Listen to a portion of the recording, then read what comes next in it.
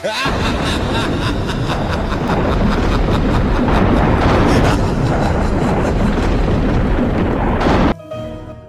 si le diable pouvait jouer aux échecs?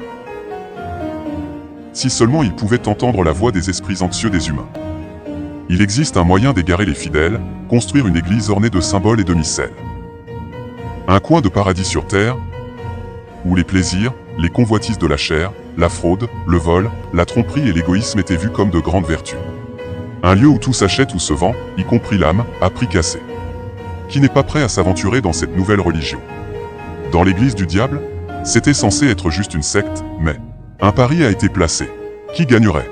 Dieu ou le diable? La psychologie humaine révélée dans une nouvelle du grand écrivain brésilien, Machado de Assis. Qui est le plus intelligent, Dieu, le diable ou l'humanité? À l'église du diable, vous saurez la vérité. L'église du diable est une histoire courte mais très intéressante. C'est simplement une histoire fabuleuse de la façon dont le diable dans un coup de maître a décidé un jour de fonder une église. Parce qu'il a vu que le ciel avait plus d'alliés parce que Dieu avait des églises sur terre. Déterminé dans la mission d'ouvrir une église pour unir toute l'humanité avec ses mauvais enseignements, le diable découvre qu'il n'est pas si facile de garder le troupeau dans le plus grand mal. Car ses disciples sont des menteurs, pleins de méchanceté et de faux-semblants. M présent pour remettre en cause les erreurs de ses disciples.